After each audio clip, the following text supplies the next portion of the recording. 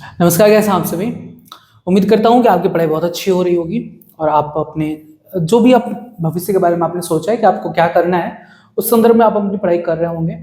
यदि आप नीट की तैयारी कर रहे होंगे तो जाहिर सी बात आपको टाइम ही नहीं मिलता होगा किसी भी और चीज़ को देखने का। आप फिजिक्स, केमिस्ट्री, बायोलॉजी में पूरा दिन बिता देते होगे, ठीक है। अगर इसके अलावा अगर आप नीट के अलावा अगर आप कुछ करना चाहते हो, जैसे ऑप्शंस होते हैं बहुत सारे, बीएससी नर्सिंग के होते हैं, बीएससी एग्रीकल्चर का होता है, या फिर आप फार्मासिस्ट का भी अप्लाई कर सकते हो, बी फार्मा, डी फार्मा, या फिर आप बायोटेक्नोलॉजी कर सकते हो। इसी संदर्भ में आज मैं बात करूंगा।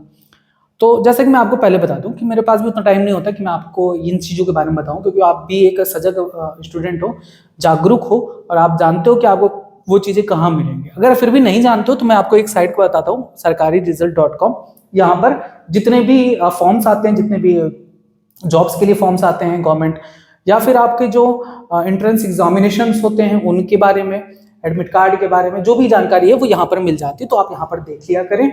और इस संदर्भ में कि बी फार्मा, डी फार्मा कैसे कर सकते हैं, इस संदर्भ में यहाँ पर मैं आपको जानकारी दूंगा, जो कि अभी काफी टाइम पहले ही आ गया था, तो मुझे एक नजर पड़ा तो मुझे लगा कि आपको शेयर करना चाहिए इन चीजों को। तो यहाँ पर आप नीचे सेक्शंस में जाओगे तो यहाँ पर एडमिशंस के लिए एक पैनल है। वहां पर आपको बीएड एडमिशन के बारे में दिखाया देगा, ठीक है, जेई मेंस के बारे में, डीएलएड, जितने भी जो एडमिशंस होते हैं, वो चाहे नीट का भी, नीट में भी यहीं पे दिखाएगा।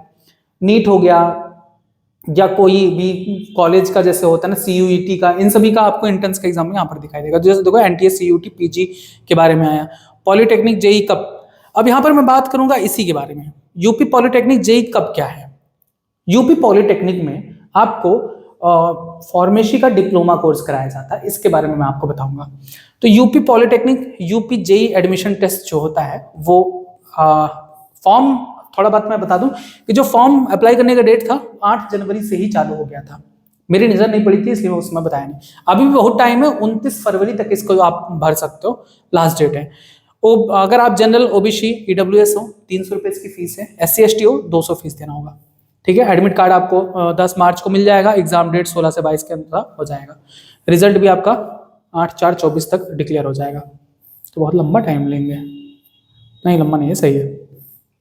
अब इसको भरने के लिए आपकी मिनिमम एज होना चाहिए 14 साल। और क्या क्या रिक्वायरमेंट है? रिक्वायरमेंट है कोर्स के अकॉर्डिंग। जैसे अगर आप डिप्लोमा इन इंजीनियरिंग करना चाहते हो तो क्लास 10 एग्जाम पास होना चाहिए, ठीक है। अब मैं इंजीनियरिंग के सेक्शन में बात नहीं करूंगा क्योंकि वो आपका टॉपिक नहीं है, मेरा टॉपिक नहीं है, आपका हो सकता होगा, मेरा नहीं है।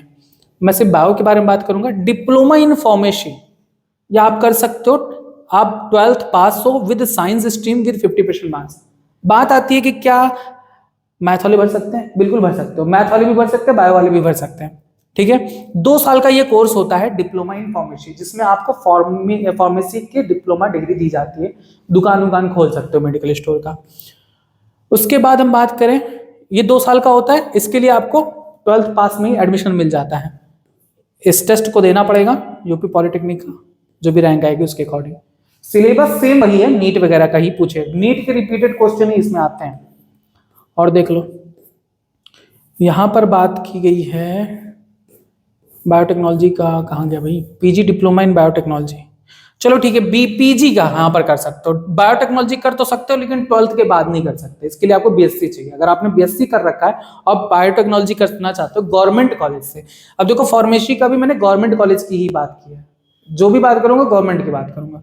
तो गवर्नमेंट कॉलेज में अगर आप एडमिशन लेना चाहते हो, बायोटेक्नोलॉजी करना चाहते हो बीएससी के बाद, तो ये बीएससी डिग्री बायोलॉजी मांगते हैं, केमिस्ट्री और बायो केमिस्ट्री सब्जेक्ट, यानी आपको कम से कम केमिस्ट्री और बायोलॉजी ये 2 सब्जेक्ट आपका बीएससी में होना चाहिए। तो आप इसको बायोटेक्नोलॉजी कर सकते हो, 1 साल का होता है पीजी डिप्लोमा, ठीक है। बस ये 2 कोर्स के बारे में आपको जानकारी देनी थी। आपको फॉर्म अप्लाई करना है, आप यहाँ पर अप्लाई ऑनलाइन पे जाकर आप इसको फिलअप कर सकते हो, जो भी आपसे पूछा जाएगा। अब चूंकि आपने साइन अप नहीं किया होगा तो फर्स्ट टाइम आप साइन अप करोगे तो कैंडिडेट रजिस्ट्रेशन पे जाओगे। कैंडिडेट रजिस्ट्रेशन पर जाने के बाद आप जितने भी चीजें इनसे आपसे कहेगा उसको आप फिल करिए, यहाँ पर एग्री करिए। एग्री करने के बाद आप अपना नाम, फादर का नाम, ये सब चीजें लिखो, सारी चीजें लिखो। एक चीज मैं आपको बताऊं, बहुत से बच्चे फॉर्म भरते समय बहुत घबरा जाते हैं। आप अपने हाथ से, अपने मोबाइल से भी फॉर्म भर सकते हो, मत घबराया करो किसी भी बात को लेकर।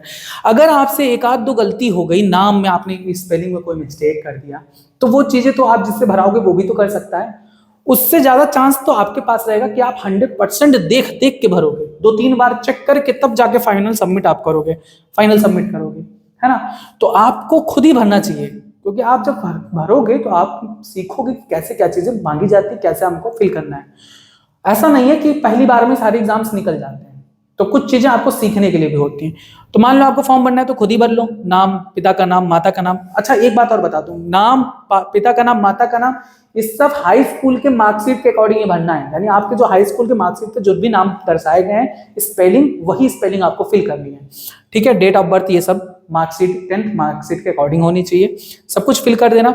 अब बात आती है फोटो तो कैसे अपलोड किया जाता है। तो फोटो अपलोड करने के लिए भी जो आपको रिक्वायरमेंट वहां दी गई होती है कि इतने पिक्सल्स का चाहिए, तो वो आप ऑनलाइन गूगल पे सर्च करके, कन्वर्टर होता है रिसाइज करने का, इमेज रिसाइज करने का, उसको भी कर सकते हो। इमेज को रिसाइज करके खुद ही अपलोड कर सकते हो, साइन मार के फोटो खींचो, उसको फिर क्रॉप करो, कर सकते हो आप, खुद से ही फॉर्म भरा करिए, ठीक है।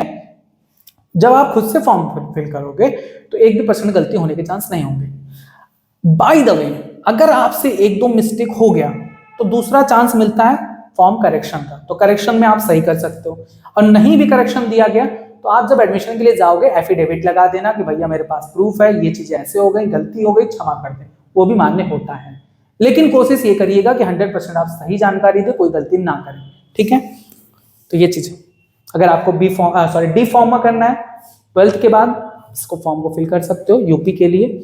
और अगर आपको बायोटेक्नोलॉजी करना है, अगर आपने बीएससी कर रखी है तो आप यहाँ से कर सकते हो पीजी डिप्लोमा।